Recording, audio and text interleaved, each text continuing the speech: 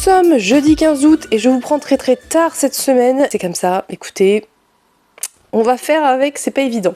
Vous l'aurez compris, cette semaine a été un petit peu chaotique puisque je voulais vous prendre lundi, mais en fait lundi j'étais vraiment pas bien et il m'a fallu mardi pour m'en remettre. Je me sentais absolument pas de filmer, d'ailleurs j'ai très peu lu aussi. Enfin, mardi j'ai un peu plus lu, mais lundi j'ai pas lu. Et puis hier nous sommes allés à la mer, je vous aurais sûrement mis des plans, je pense, avant. Donc vous aurez vu ça. Et du coup, je vous prends, on est jeudi 2 livres. Je suis en train de réfléchir, je sais plus où j'ai mis le deuxième. Je l'ai laissé dans ma chambre, je pense, et j'ai la flemme d'aller le chercher, mais je vous mettrai l'image dans tous les cas. Donc j'ai terminé 2 livres, ce qui est bien, j'en ai attaqué un autre. Je suis en retard sur une LC que je dois absolument attaquer. Et j'ai presque fini Où seront l'incendie. Je pense que demain, je pourrai vous donner mon avis final sur ce livre. Donc, j'ai terminé de lecture. Première lecture que j'ai finie, c'est Jour de sang de Sue Rainford, que je lisais en lecture commune avec Emmeline et Earl Grey. Je crois que je vous en ai parlé dans le dernier vlog. Je vous disais que je l'avais attaqué, ou que j'allais l'attaquer, je ne sais plus. Je sais même plus quand je l'ai attaqué. Je crois que je l'ai attaqué dimanche. Bref, je l'ai terminé. Ça a été plus long que ce que j'espérais parce que j'ai pas lu lundi et ça a un peu tout repoussé ce que je voulais lire, mais soit.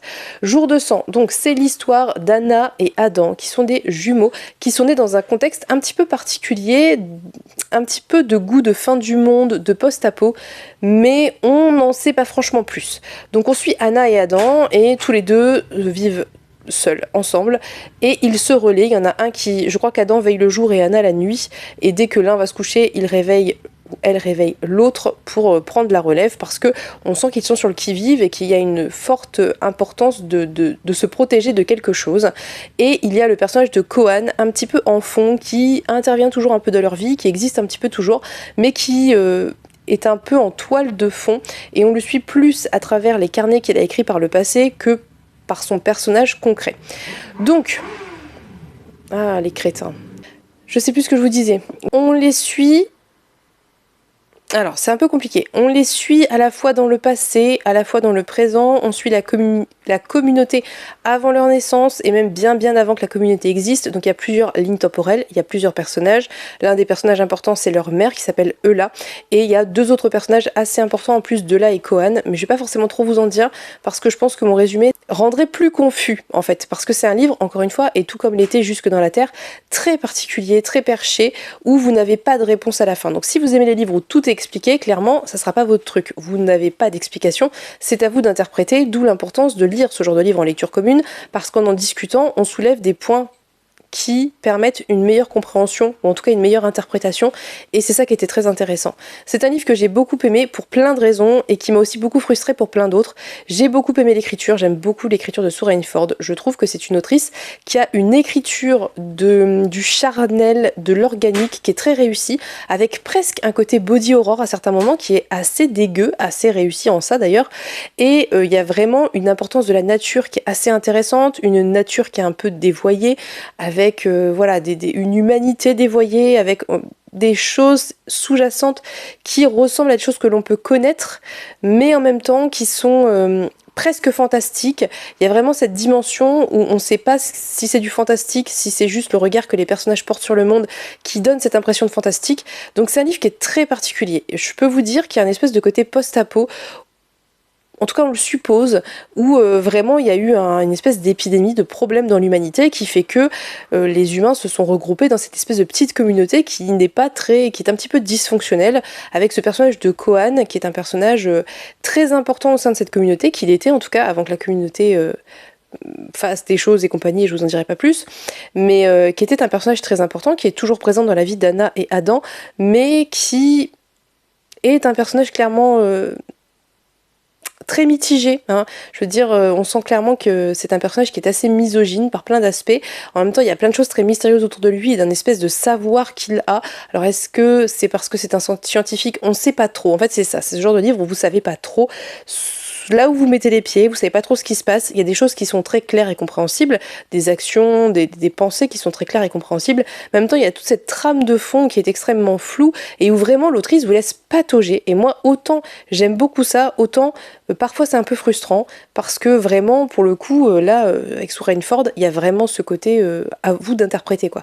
Mais c'est un livre que j'ai malgré tout apprécié. Je pense que c'est un livre qui gagnerait à être relu parce que je suis persuadée que cette deuxième lecture, ouvrirait des portes que je n'ai pas pu apercevoir ou que je n'ai qu'entre-aperçu dans la mesure où c'est un livre qui est très dense, très riche, avec un réel besoin d'avoir son cerveau qui est actif et que quand je l'ai lu, donc je l'ai terminé mardi, j'étais peut-être pas dans la meilleure des formes et j'ai peut-être un petit peu rushé sur la fin. Je pense vraiment que vous pouvez pas lire sous Rainforest si vous êtes fatigué. C'est pas du tout adapté, c'est pas du tout fait pour, c'est vraiment un livre qui demande de réfléchir, qui demande d'utiliser son cerveau, qui demande d'être en capacité d'interpréter. Après vous pouvez aussi ne pas interpréter et juste vous laisser porter par ce qui se dit, mais c'est difficile de résister à l'envie de trouver du sens aux choses. Je veux dire, c'est très très humain de chercher le sens des choses et c'est compliqué de pas le faire, donc je sais pas, à vous de voir. Dites-moi si vous l'avez lu, ce que vous en avez pensé, et je continuerai à découvrir cette autrice avec beaucoup d'intérêt. Je suis de manière un petit peu presque malsaine intriguée par ces univers glauques, sales, malsains et dérangeants, donc voilà, j'ai apprécié cette lecture et je pense qu'il faudrait vraiment que je la relise pour vous en redonner un avis, en tout cas que je relise peut-être certains passages plus tard, peut-être plus éclairés. Je ne sais pas. Voilà, donc à vous de voir ce que vous cherchez dans un bouquin, mais si vous aimez les trucs bizarres, décalés, ou vous comprenez pas grand chose mais que vous acceptez ça et vous vous laissez porter par cette espèce d'histoire un peu dérangeante, ça peut vous plaire. Ensuite, j'ai terminé la lecture de Fangirl, enfin de Rainbow Rowell, ce qui est très chouette puisque c'était un livre que j'avais mis en pause il y a 1000 ans et j'ai beaucoup aimé. Honnêtement, j'y suis allée sans trop savoir parce que c'est Juliette qui me l'avait recommandé et je l'avais suivi aveuglément, sans chercher à connaître le résumé, sans chercher à savoir dans quel genre était classé ce bouquin. Je sais que la suite, qui est pas vraiment une suite, mais qui fait partie du même délire, on va dire, c'est clairement de la fantasy. Celui-ci, c'est de la romance contemporaine, mais c'était une très chouette romance. Alors, c'est ce genre de bouquin que moi je classe en new adulte. Pourquoi ? Parce qu'on est vraiment sur des questionnements qui intéressent, je pense, typiquement un public 18, 20, 21, 22, par là. Quand on est plus vraiment ado, mais pas encore totalement adulte, et les questionnements sont vraiment proches de ces thématiques-là, et je pense vraiment que si je l'avais lu dans ces âges-là, ça m'aurait beaucoup plus parlé parce que j'aurais été très concernée par ce qui se passe. Je vais quand même vous faire un résumé parce que je pense que c'est un livre qui mérite quand même de savoir dans quoi on met les pieds. Donc on suit Kat. Kat, c'est une jeune fille de 18 ans qui vient d'avoir l'équivalent du bac aux États-Unis, qui part à l'université, c'est à peu près à une heure ou deux de chez elle, avec sa sœur, qui est sa sœur jumelle, qui s'appelle Vren, je sais pas comment on dit, on va dire Vren, c'est plus simple. Et donc elles partent toutes les deux à l'université, mais Vren lui dit clairement à Kat qu'elle ne veut pas être dans la même chambre qu'elle parce qu'elle elle aimerait bien pour une fois avoir sa vie à elle et être dissociée de Kat, de sa sœur jumelle. Chose qui est très très déstabilisante pour Kat, puisque Kat, elle a une personnalité qui est très introvertie, qui est très, comment vous dire, elle a des troubles anxieux, elle est pas à l'aise en société, c'est Vren en fait qui fait le lien social avec les autres, et donc ça la panique un petit peu. Elle se retrouve dans une chambre avec une jeune femme un petit peu plus âgée qu'elle d'ailleurs, qui s'appelle Regan et qui au début n'a pas l'air de beaucoup l'apprécier, et comme Kat a beaucoup de mal à créer du lien, elle est un petit peu en retrait par rapport à Regan, et donc on suit Kat dans ça veut dire son arrivée à l'université, la découverte de sa colocataire, la découverte du a priori petit copain de sa colocataire qui est un petit peu tout le temps là, et ses problématiques de vie, donc ses problématiques familiales avec sa sœur jumelle, et aussi d'autres problématiques puisque on apprend assez rapidement que Kat et Vren ont été élevés par leur père puisque leur mère les a abandonnés quand elles avaient 8 ans. Elle est partie, elle a divorcé et elle a disparu de leur vie. Ça fait 10 ans qu'elles n'ont pas de nouvelles de leur mère.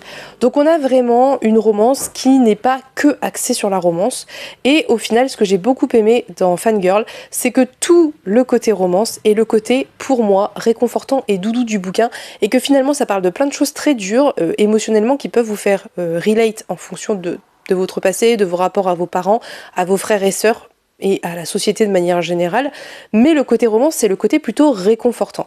La romance, c'est clairement un slow burn. Ça met énormément de temps à arriver, énormément de temps à s'installer, et c'est extrêmement cohérent avec le personnage de Kat, qui est tellement peu adapté à la vie sociale, aux autres à l'extérieur, qu'elle est parfaitement incapable de voir quand potentiellement elle intéresse quelqu'un, et de même d'interpréter ses propres intérêts pour quelqu'un.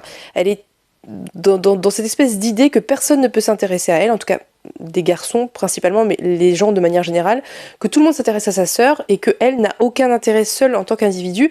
Et donc la romance met beaucoup de temps à s'installer, mais c'est une très très très jolie romance que j'ai beaucoup aimée. Il y a tout un aspect que je n'ai pas évoqué qui a rapport avec le titre, puisque Kat, sa principale occupation dans la vie, son principal axe de développement en tant qu'individu et de passion et tout ce que vous voulez, c'est d'écrire une fanfiction sur Simon Snow, qui est donc l'équivalent d'Harry Potter en gros dans cet univers. Et elle écrit une fanfiction sur Simon Snow où elle a décidé que les deux personnages principaux, donc Simon et Baz, qui sont deux ennemis un petit peu à la Harry Potter et Drago Malfoy, en fait, vont tomber amoureux. Donc ça, c'est vraiment un aspect hyper important. Chaque chapitre est entrecoupé soit de chapitres du vrai Simon Snow, soit de chapitres de sa fanfiction. Et c'est un axe hyper important aussi parce que ça forcément, ce qu'elle écrit parle d'elle. Donc c'était très intéressant de ce point de vue-là, j'ai beaucoup aimé. J'ai beaucoup aimé l'évolution, devenir adulte. Kat ne se sent pas du tout adulte, elle se sent complètement ado. Elle n'est pas du tout prête à plein de choses qu'on considère être des choses normales quand on a 18 ans et qu'on est à la fac, comme faire des soirées. Alors, déjà aussi parce qu'elle a des anxiétés sociale, mais voilà, c'est pas son délire et elle se sent pas du tout à aller boire, elle se sent pas adulte en fait, elle se sent encore très enfant et elle se sent pas même par rapport aux relations en fait, sa seule relation c'était avec un ami qui était plus ou moins un ami amoureux, qui s'était plus ou moins bécoté mais pas plus, et vraiment elle a ce côté très enfant, contrairement à sa jumelle qui elle clairement est beaucoup plus avancée en termes de maturité par rapport à tout ça. Et j'ai beaucoup aimé ça parce que j'ai trouvé que c'était très intéressant de présenter un personnage féminin qui était assez immature, mais c'est pas immature dans le sens c'est une gamine parce qu'il y a plein d'axes où elle est très mature par rapport à plein de choses, mais dans le sens très social du terme et dans le côté très attente sociale de ce qu'est un jeune adulte, vous voyez. Et je trouvais que c'était très réussi, j'ai beaucoup aimé ce personnage, j'ai beaucoup aimé aussi ce personnage parce que bien qu'elle n'ait pas forcément confiance en elle, elle sait ce qu'elle veut, dans une certaine mesure, elle sait ce qu'elle veut, elle sait ce qu'elle veut pas, elle va pas jouer un rôle, elle est elle-même avec ce qu'elle n'aime pas chez elle, mais elle est elle-même. Elle va pas essayer de s'inventer, être autre chose que ce qu'elle est, et à la fois elle n'a pas confiance en elle et à la fois elle accepte qui elle est et elle n'a pas envie qu'on la force à faire des choses qu'elle n'a pas envie de faire, elle n'a pas envie de se forcer à boire, elle n'a pas envie de se forcer à sortir, elle n'a pas envie de se forcer et faire semblant, enfin bref, c'est un livre que j'ai beaucoup aimé, j'ai trouvé que les thématiques qui étaient abordées étaient très intéressantes, très importantes, très proches de la vie de jeunes adultes, un petit peu plus vrai. Ado, ça fonctionne aussi, hein, très clairement, c'est aussi très young adult par plein d'aspects, mais voilà, c'était très réussi parce que c'était pas centré sur la romance, parce que la romance met du temps à arriver et qu'il y a vraiment beaucoup de choses qui se développent autour de sa relation avec sa sœur, où on est vraiment dans cette espèce de phase où il faut trouver un équilibre entre le côté très fusionnel qu'elles ont eu pendant toute leur enfance et le fait de se détacher à 100% l'une de l'autre, et que c'est pas la bonne chose non plus, donc cette espèce d'équilibre à trouver, cette espèce de relation avec leur père aussi, elles ont toutes les deux une relation très différente avec leur père et la manière dont elles envisagent leur fonctionnement familial, et puis la manière dont Kat va évoluer au fur et à mesure du roman, et notamment avec le personnage de Regan qui est donc sa colocataire, que j'ai beaucoup aimé, bien qu'elle soit très particulière, mais moi je l'ai beaucoup aimé, et ouais, c'était vraiment très chouette, franchement c'était très très chouette, c'était un très chouette roman, c'était long, c'est un livre qui est quand même assez long je trouve pour une romance contemporaine, young adult, new adult, c'est assez long. Ça fait quand même 450 pages en VO, je pense que ça doit en faire 100 de plus en français peut-être. Mais c'est réussi. Et c'est réaliste, et c'est bien fait, et c'est tangible, et ça fonctionne, et c'est drôle. Voilà, je vous dis, je suis pas quelqu'un qui trouve les romans drôles en général. Là, il y a des moments où j'ai quand même, j'ai pas éclaté de rire, mais j'ai eu un petit rire, et c'est plutôt chouette, parce que ça arrive pas très souvent. Il y a des moments qui étaient assez drôles, et en même temps, ça reste assez grave par certains aspects. Enfin, c'était très chouette. En termes d'équilibre, c'est très réussi. En termes de romance, j'ai beaucoup aimé. En termes de relations intrafamiliales, c'était passionnant. De relations extra familial aussi, c'était très chouette. Donc bref, très chouette lecture, je vous recommande, je trouve que c'est très réussi. Je sais pas du tout ce que vaut la traduction, je sais même pas chez qui c'est traduit pour tout vous dire, mais je pense que c'est ça, si vous avez envie d'une romance qui fonctionne bien, qui n'est pas problématique, une romance qui n'est pas centrale avec d'autres questionnements, ça peut totalement fonctionner je pense, et vous pouvez y aller. Voilà, ça c'est les 2 livres que j'ai terminés. Je dois absolument attaquer le livre qui refusait de brûler, parce que je suis hyper à la bourre, et j'ai brièvement attaqué Girlfriend on Mars. Pourquoi j'ai commencé par Girlfriend on Mars, qui est là, avec le marque-page dans tous les sens.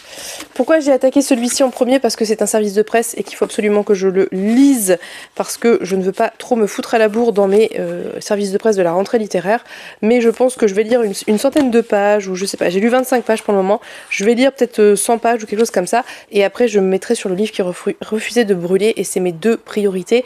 Je pense que quand j'aurai terminé un des 2, j'attaquerai un autre VO, en fonction de quand je terminerai ça. J'attaquerai soit La maison au milieu de la mer céruléenne, voilà, soit j'attaquerai Divine Rivalité, mais moi je vais le lire en anglais, mais il faut que je propose le découpage et je suis hyper à la bourre pour tout, c'est très compliqué. Voilà, vous savez tout pour ce début de semaine, c'est un plan qui est très long, une introduction qui est très longue, parce que je rattrape ces 3 jours plus ou moins, et que je voulais vous parler de mes lectures, mais je vais vous laisser parce que je commence à fatiguer et je m'entends et j'ai l'impression d'être vraiment dans une bulle, c'est très pénible. Donc je vais vous laisser, je vous reprends sans faute demain, peut-être ce soir, si j'ai le courage, en fonction de comment j'aurai avancé, je vais essayer. Et puis voilà, donc je vous dis à plus tard.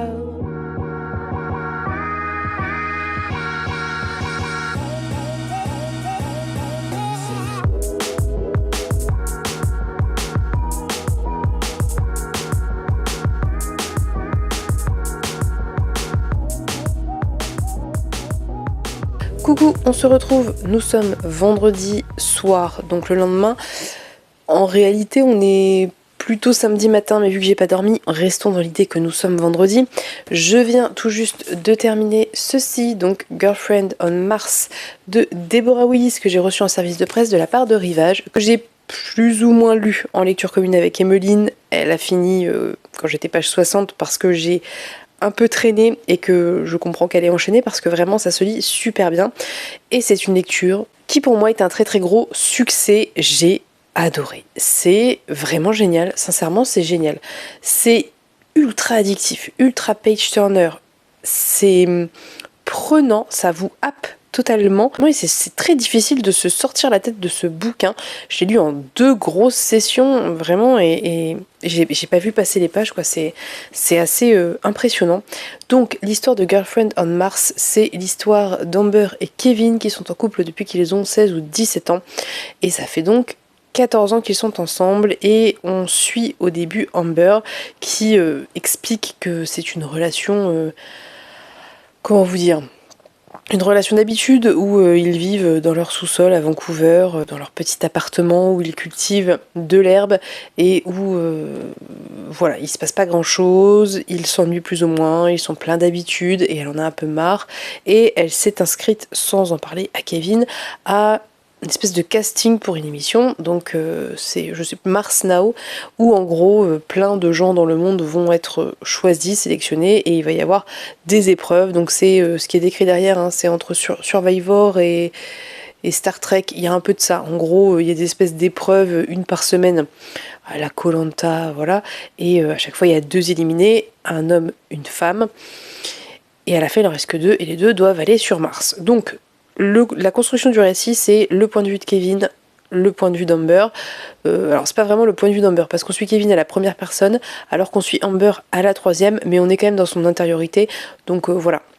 On suit quand même plus ou moins ces 2 points de vue, parfois par rapport à des événements communs, des choses qu'ils ont vécues, parfois par rapport à ce qui peut arriver à Amber, comment c'est montré à la télé, comment Kevin l'interprète, ce qui arrive à Kevin quand elle n'est pas là, etc. etc.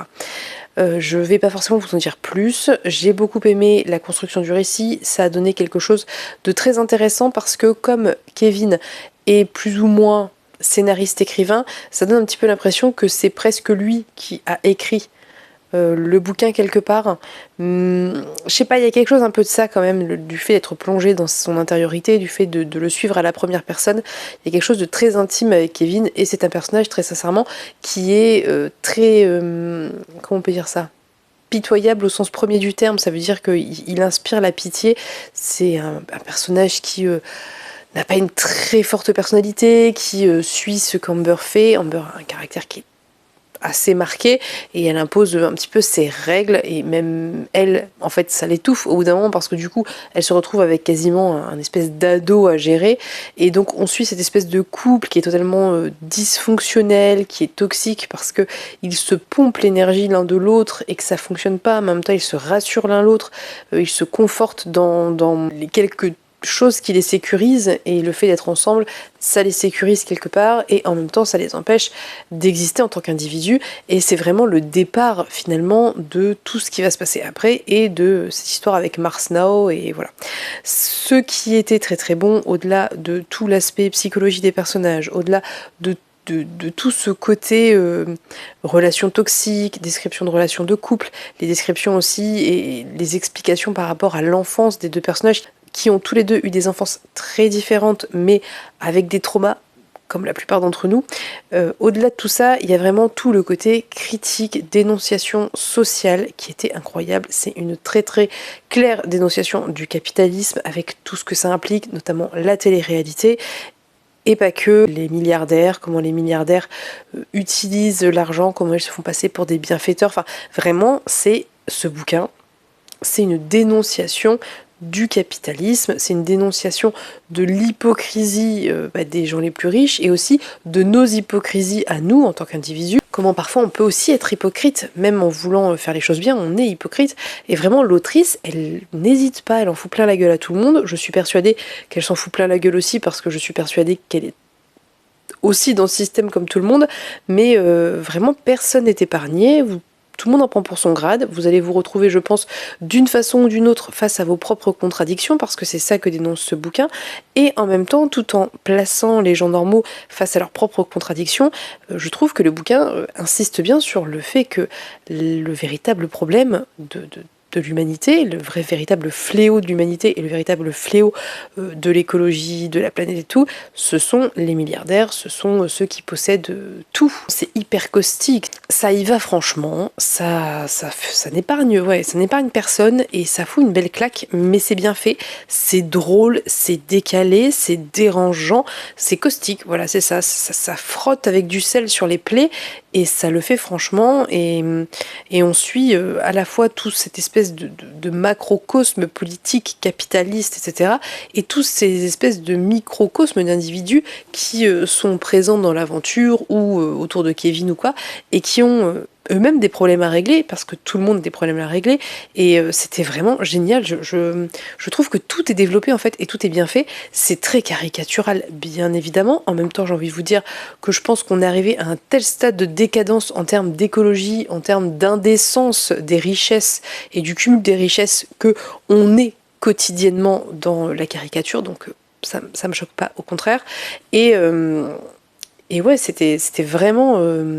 c'était très très bon. Et ce que j'ai beaucoup aimé en fait aussi, c'est que pendant 80%, 85% du bouquin, peut-être même un petit peu plus, on est vraiment dans ce côté drôle, décalé, dérangeant, acide, caustique, tout ce que vous voulez, qui fonctionne très bien, qui reprend les codes de la télé-réalité, mais plus on avance dans ces 85%, plus il y a des dissonances, il y a des choses qui ne vont pas, on découvre des choses, et en même temps Comber qui, elle, vit dans une espèce de bulle et s'imagine des choses qui sont très très loin d'être la réalité, elle a l'impression qu'elle contrôle tout, et en fait elle réalise à quel point quand tu signes un contrat avec un milliardaire et une chaîne de télé, tu contrôles pas grand chose, et sur la toute fin, on est dans la réalité brute, concrète et ultra violente, et la fin est d'une noirceur. C'est assez dur à lire, honnêtement. C'est hyper sombre parce que là, tout le monde se retrouve le nez dedans. Je vous laisserai découvrir, mais j'ai adoré. Je trouvais que c'était très bien construit, c'était très bien géré. Je trouve que vraiment l'autrice a un culot qui dépasse beaucoup de choses que j'ai pu lire ces derniers temps, et j'ai vraiment beaucoup aimé. Puis là, je viens juste de le finir, donc il faut que je me laisse le temps de digérer, mais il est possible que ce livre soit pour moi un réel coup de cœur, parce que il m'a dérangé, il a fait son job, il m'a mise mal à l'aise, il m'a angoissée sur la fin, il m'a fait lever les yeux au ciel, il m'a fait sourire, il il m'a touchée, il m'a intéressée, j'ai été à la fois touchée par les personnages tout en étant profondément agacée par eux. Je les ai trouvés parfois très justes et très touchants en fait, et parfois détestables et insupportables. Ils avaient plusieurs facettes, il y avait leur facette en tant qu'individu, leur facette par exemple dans le couple, mais moi j'ai adoré. Voilà, donc c'est traduit par Clément Beaude et c'était très très chouette et je vous recommande si vous vous en sentez capable, parce que ça a ce côté quand même assez nihiliste, on va tous crever concrètement. Voilà, c'est tout pour aujourd'hui, je vais vous laisser parce que ça fait 10 minutes que je parle, qu'il est très tard et que je suis fatiguée, je vais aller me doucher et me coucher et essayer de terminer Nous serons l'incendie pour vous en reparler demain, parce qu'il me reste 10% à lire et que ces derniers temps je lisais pas tant que ça sur liseuse, donc là je vais essayer de le terminer ce soir pour vous en reparler. Voilà, on se dit à demain. Coucou, nous retrouvons, nous sommes dimanche, je voulais filmer hier mais j'ai été trop claquée quand j'ai fini mes lectures hier soir, donc je vous prends aujourd'hui. Ça aurait été un vlog un petit peu en dentelle, mais bon, c'est comme ça, c'est août, déjà, je trouve que je m'en sors pas trop mal en termes de publication de vidéos, donc je ne me flagelle pas, c'est pas grave. En revanche, très bonne nouvelle, j'ai terminé un livre qui faisait partie de ma palle du Get Out et que je dois lire depuis 1000 ans, et c'est Plein ciel de Siècle Vaillant. Je l'ai enfin terminé, j'ai lu hier plus de la moitié puisque je n'en étais pas encore à la moitié, et c'était une très très bonne lecture. C'est pas un coup de cœur absolu, je pense que c'est très fortement lié au fait que j'ai mis beaucoup trop de temps à le lire, que je l'ai lu de manière beaucoup trop morcelée pour pouvoir pleinement apprécier le texte dans son plein potentiel, mais j'ai beaucoup aimé cette lecture. Je vais vous en parler de manière pas trop développée parce que c'est un peu compliqué je trouve d'en parler. Donc Plein ciel, c'est l'histoire de cet opéra qui a des pouvoirs magiques, puisqu'il faut absolument que les représentations aient lieu pour que le monde se maintiennent et qu'il n'y ait pas de problème. À chaque fois qu'il y a un problème de représentation, il y a ensuite des épidémies, des effondrements, etc. etc. Donc le cœur de tout cet univers, de ce royaume, c'est l'opéra.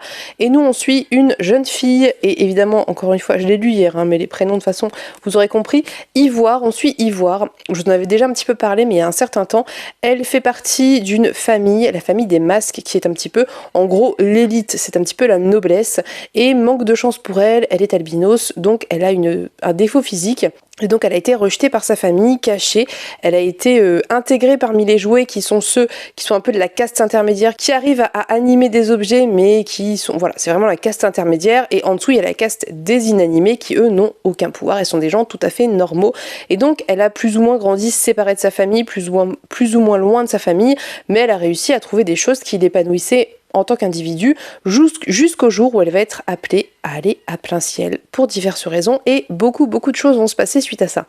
C'est un livre qui est très réussi. La chose principale, je pense, de ce récit qui est réussi, c'est évidemment le world building qui est incroyable, et effectivement ça fait un peu penser à la passe miroir, non pas qu'il y ait réellement des points communs, c'est plutôt dans l'ambiance un peu décalée, un peu loufoque, un peu particulière, avec tous ces objets magiques animés. C'est vrai qu'il y a un petit peu de cette ambiance passe miroir, mais c'est quand même pas la même chose et c'est difficilement comparable malgré tout. C'est vraiment plus un feeling en termes d'ambiance que quelque chose de très concret, et je pense qu'il faut quand même le redire pour les gens qui ont adoré la passe miroir et qui s'attendent à retrouver la passe miroir. C'est pas tout à fait ça non plus, ne vous y attendez pas, vous serez déçus. Mais c'était un très chouette ouvrage, j'ai beaucoup aimé le personnage d'Ivoire, j'ai trouvé qu'il y avait beaucoup de thématiques qui étaient abordées dans ce bouquin et c'était très bien fait, autour de la famille, des relations intrafamiliales, des secrets de famille aussi, des relations entre frères et sœurs, des relations avec la hiérarchie, avec l'élite.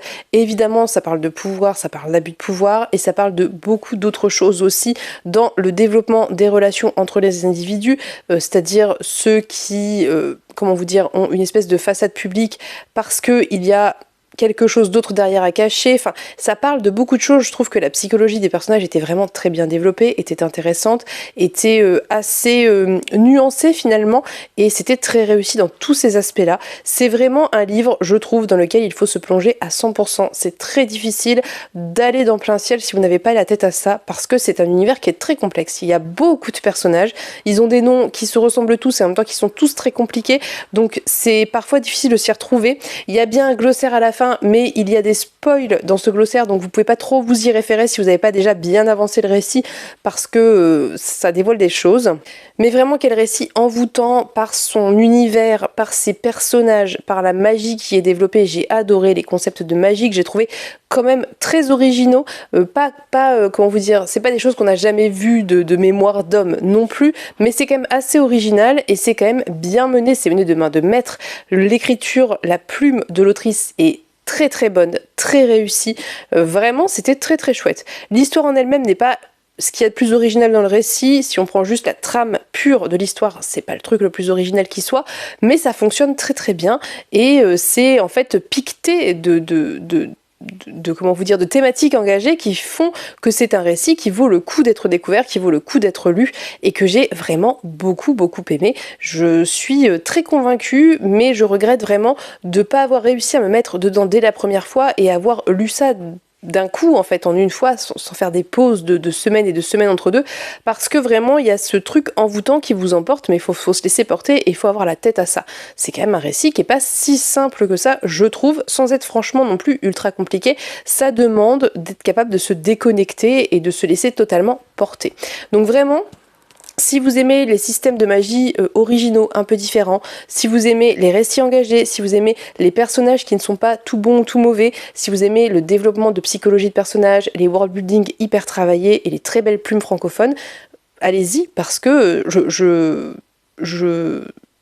je sais pas comment vous dire ça, c'est vraiment c'est un livre particulier et c'est un livre envoûtant, je le redis, mais vraiment c'est le mot qui convient le mieux pour moi. Je vous laisserai aller voir l'avis de Pénélope qui en a parlé dans son dernier point lecture, qui je pense sera peut-être complémentaire au mien parce que je pense qu'elle a pris plus de notes au fur et à mesure, ce qui n'était pas mon cas vu que j'ai beaucoup trop morcelé ma lecture, mais sachez que c'est un récit qu'il a fait avec moi. J'ai trouvé que c'était très intéressant. Après il y a quand même des trigger warnings, il y a quand même des violences, des tortures qui sont perpétrées, c'est pas non plus tout mignon du tout, vraiment loin de là. Il y a des choses assez dures et notamment aussi au sein de la famille et des relations intrafamiliales avec des relations d'emprise, des relations toxiques qui peuvent être, je pense, assez dures quand on a été concerné par ce genre de violence, de maltraitance ou de négligence, mais en même temps c'est bien d'en parler, je trouve, et je trouve que l'autrice le fait très très bien, donc vraiment je suis très contente de l'avoir enfin lu, enfin terminé, et je vous invite à découvrir Siècle va être bon parce que pour moi c'est une plume francophone qu'il faut encourager et découvrir, et il faut en parler et valoriser ce genre de travail qui est incroyable. Voilà. Donc j'étais absolument ravie de terminer ça. Je suis très contente. J'ai beaucoup aimé, comme je vous l'ai dit. J'ai aussi terminé Nous serons l'incendie de Jeanne-Mariem Corrèze, dont je pense que je vous reparlerai plus longuement la semaine prochaine parce qu'il me semble que les moutons électriques m'ont envoyé l'ouvrage. Du coup je voudrais vous en parler en vous le montrant, mais je sais pas, je vais quand même un petit peu vous en parler maintenant histoire que vous ayez un petit peu mon avis. Alors déjà premièrement, Nous serons l'incendie, pour moi c'est à lire après Le Chant des Cavalières. Je sais que c'est dit et que la communication autour de ce bouquin dit que c'est un livre dans l'univers mais à part entière. Franchement, très honnêtement, selon moi, si vous n'avez pas lu Le Chant des Cavalières, il vous manquera malgré tout les tenants et aboutissants qui ont amené à ce qu'on voit dans Nous serons l'incendie, même s'il y a 5 ans d'ellipse temporelle entre Le Chant des Cavalières et Nous serons l'incendie. Je trouve quand même assez difficile de s'impliquer pleinement dans le récit sans avoir suivi ce qui s'était passé avant, et il y a aussi des révélations qui n'ont de sens que si on a lu Le Chant des Cavalières. Donc je sais pas, c'est à vous de voir. Je dis pas que c'est impossible de le lire séparément, ça n'est pas le cas, c'est possible, mais c'est dommage, vous allez rater des choses. Je trouve que Nous serons l'incendie est encore plus réussi que Le Chant des Cavalières, que j'avais beaucoup aimé, parce que je trouvais que Le Chant des Cavalières avait des défauts autour de... comment vous dire, du rythme du récit qui était très très très lent et qui s'accélérait beaucoup trop, et il y avait cette fin qui était très abrupte et qui appelait à une suite que l'on trouve en fait pour moi dans Nous serons l'incendie, et du coup ça fonctionne plutôt bien. Mais ici vraiment le rythme est beaucoup plus maîtrisé, dans le sens où on n'a pas cette impression de forte lenteur pour ensuite avoir des gros moments de rush. Je dis pas que c'était pas fait exprès, peut-être que l'autrice avait voulu faire ça comme ça, moi ça m'avait pas dérangé, mais je vous le dis parce que je sais que c'est des reproches qui ont été faits au livre, et ici c'est pas le cas. Ici pour moi le récit est beaucoup plus équilibré en termes de rythme, et surtout j'ai beaucoup aimé découvrir plein de personnages qu'on croise dans Le Chant des Cavalières mais qu'on ne développe pas. En fait Le Chant des Cavalières c'est l'installation d'une espèce de... comment vous dire ça sans vous spoiler, d'échiquier politique, et Nous serons l'incendie, pour moi, c'est un peu le résultat de cette partie d'échecs qui a été gagnée pour certains et perdue pour d'autres, comme toutes les histoires de guerre. Là, on est vraiment complètement dans la guerre, on est dans l'occupation, avec des questions autour du colonialisme, notamment, mais pas que, avec des questions aussi de l'après, qu'est-ce qu'on fait une fois qu'on se rebelle contre les personnes qui ont envahi, qu'est-ce qu'on installe comme système, qu'est-ce qu'on fait, et il y a aussi pas mal de destins individuels qui sont dépeints, décrits, expliqués, et qui sont hyper intéressants. Il y a vraiment des personnages qui étaient très mystérieux dans le Chant des Cavalières, qui sont beaucoup plus creusés et dévoilés ici, et que l'on apprend à apprécier, ou en tout cas à ne plus totalement détester, et c'est quelque chose que moi j'aime beaucoup. Et vraiment, on retrouve aussi des personnages qu'on avait beaucoup aimés dans le Chant des Cavalières, mais voilà, c'est pour ça que je vous dis que pour moi il faut lire le Chant des Cavalières d'abord, mais après voilà. Toujours est-il que c'est un récit que j'ai beaucoup aimé, comme je vous l'avais déjà dit pour l'ouvrage précédent, moi j'accroche avec l'écriture de cette autrice, elle est très particulière, elle est assez élevée en fait en termes de vocabulaire, mais je trouve qu'ici elle est peut-être un petit peu plus, encore une fois, équilibrée, et que ça passe peut-être un petit peu mieux, mais en audio c'était un réel plaisir d'écouter le Chant des Cavalières, et j'aurais adoré pouvoir écouter Nous serons l'incendie, parce que l'autrice fait un vrai travail d'écriture, de choix des mots, et c'est très beau en fait, c'est très musical je trouve, et c'est dommage de pas l'avoir eu en audio, parce que je pense que j'aurais d'autant plus apprécié ce récit, surtout avec la lectrice du Chant des Cavalières que j'avais adoré, avec une voix très grave, assez rauque, qui fonctionnait très bien. Mais soit. Toujours est-il que là, c'est un livre qui va parler d'énormément de sujets, comme je vous l'ai dit, autour du colonialisme, de la guerre, de la politique, mais aussi de ce qui se passe pour les civils notamment. C'est un livre qui parle de rébellion, d'insurrection, qui s'inscrit en fait énormément dans l'actualité française et mondiale, et qui fonctionne très bien, et vraiment j'ai adoré ce récit. J'ai beaucoup aimé retrouver les personnages qu'on avait quittés dans le Chant des Cavalières, savoir un petit peu ce qui leur était arrivé, et surtout il y avait tellement cette espèce de sensation de fin abrupte dans le Chant des Cavalières que voir la suite, voir comment ça a évolué pendant ces 5 ans et où on va, c'était très appréciable, j'ai adoré. Je trouve que c'est vraiment un récit qui est très particulier, mais qui vaut le coup d'être découvert pour plein de raisons. J'ai aussi beaucoup aimé le fait que l'autrice insère de la diversité dans ses personnages sans que ce soit forcé. On a des femmes trans, on a des femmes lesbiennes, on a des relations homosexuelles de manière générale, on a plein de représentations en termes de couleur de peau, de cheveux, d'origine, de culture, etc. Et je trouve que c'est un récit qui est vraiment très inspiré de pas mal, je pense à mon avis, mais encore une fois, il faudrait en parler avec l'autrice pour savoir quelles sont ses inspirations, mais de différentes mythologies, de différents contes, de différentes cultures, et c'est quelque chose que j'apprécie énormément, vous le savez. Normalement, si tout va bien, je suis censée faire une interview de Jeanne-Mariam Corrèze dans les semaines à venir, et si vous avez des questions, n'hésitez pas à les poser en commentaire. Si vous ne connaissez pas du tout le travail de l'autrice, ça sera l'occasion de le découvrir. Moi, j'ai plein de questions à lui poser, parce que vraiment, je suis très séduite par sa plume, très séduite par son univers, très séduite par ses choix aussi, et j'ai vraiment envie de lui demander plein de trucs et de comprendre plein de choses. Donc c'est pour ça que je vous dis qu'on reparlera aussi de ce bouquin plus tard. Mais sachez dans tous les cas que c'est un livre que j'ai aimé, c'est un livre que j'ai pris plaisir à lire, j'ai pris mon temps pour le lire, et ça fonctionne bien comme ça. Autant il y a des livres, il faut les enchaîner très rapidement, autant là, en faisant des pauses et en prenant le temps de le découvrir, et ben ça a très bien fonctionné. C'est un livre qui s'apprécie, je trouve. Je trouve qu'il faut prendre le temps, et ça fonctionne très bien de cette façon-là.